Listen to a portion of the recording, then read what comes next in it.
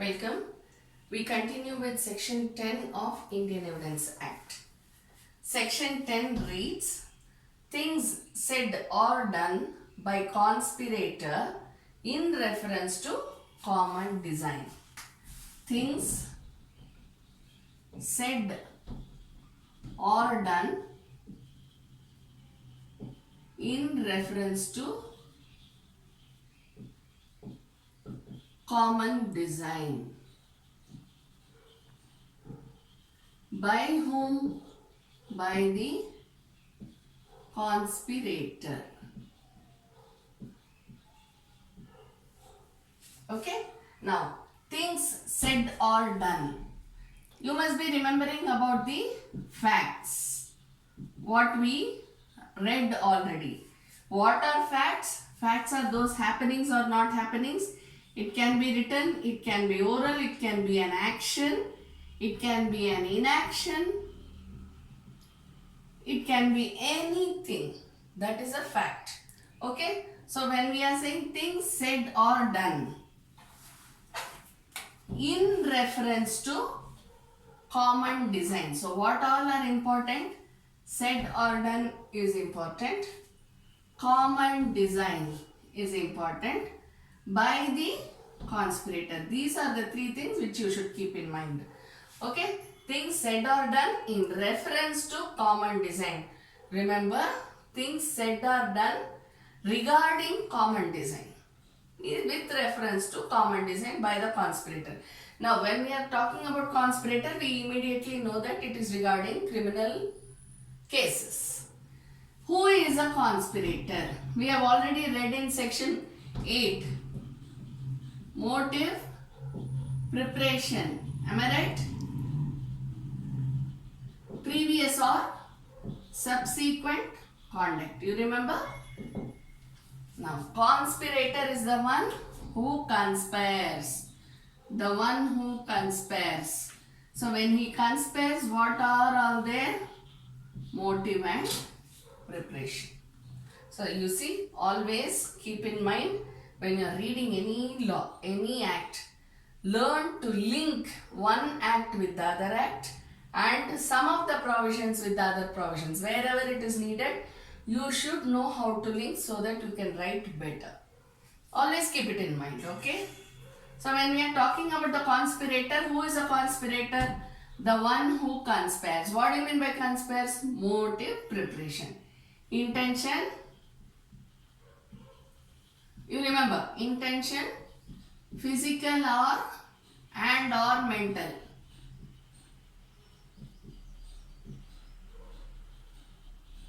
Right? So, by the conspirator. What does the conspirator do? He either says or does. Things said or done in reference to common design. What's a common design? Common design. Design means plan. After plan only you have preparation. Am I right? You have motive first, then you have the plan, then you have the preparation. So in regard to common design, once you read the words common design, you automatically know that there are more than one person. Am I right? More than one person along with the conspirator. Clear? So it is a common design. It is common to more than one person. That's why it's called common design. So what does the conspirator do? He conspires. With whom? With many other people. More than one person. Other than the conspirator, there is either one more person or few more persons. Okay, so that is common design. And then we come to said or done. Here how you should interpret? Things said or done or written. See, it doesn't say anything like that, okay? But when you say done, how you interpret this? You interpret as a verb. Writing is also a done. We do the writing, we write. Am I right? So, you should interpret in such a manner that it is said, write, do any action or inaction. Understand? So when you say said or done, you should interpret as if it includes writing also.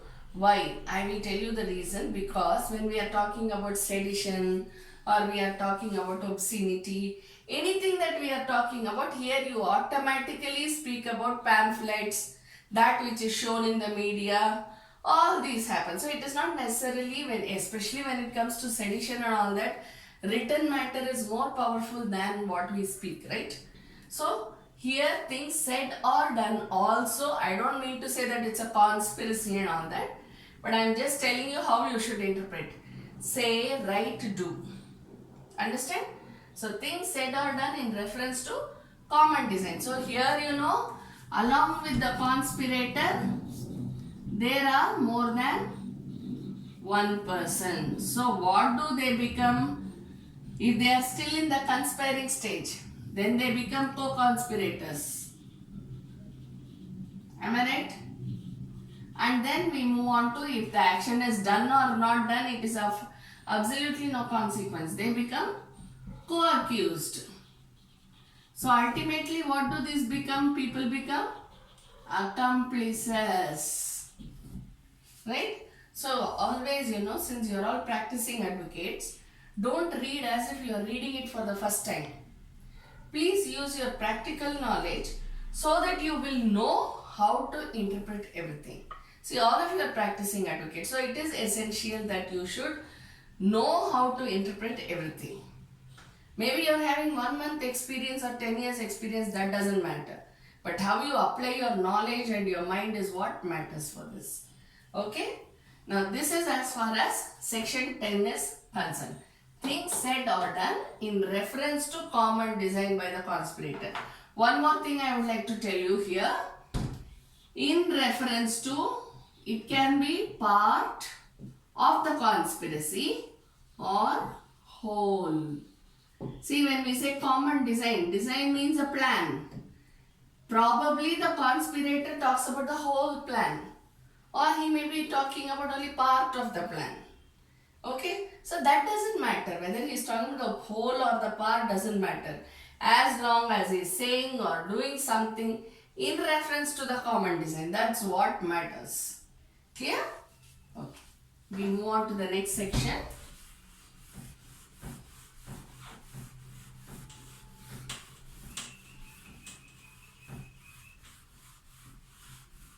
Section 11. What does section 11 read? When facts are not otherwise relevant, become relevant. Very important, okay? Because see, Indian Evidence Act, usually when you are sitting as a judge, be it a lawyer or a judge, it doesn't matter. But when you are sitting as a judge, you should know which is relevant fact, how you will apply the relevant fact, whether it really acts as a relevant fact, whether it is a remote relevant fact or whether it is very close to the facts in issue or relevant facts. You know, you should know all these things so that you can appraise better and give a good judgment. Ultimately, that is what matters, right? So, you please remember this. So, what does section 11 say? When facts not otherwise relevant. Facts not otherwise relevant become relevant.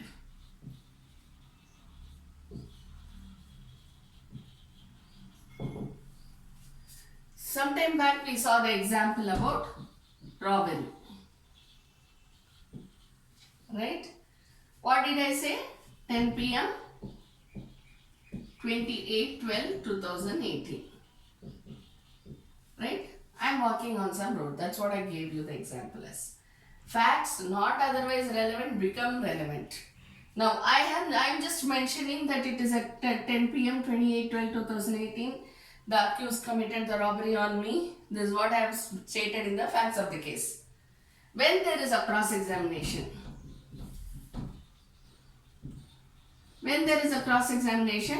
the defense counsel comes in and says, Madam, you said that you were walking at 10 p.m. on 28/12/2018 on FG Road.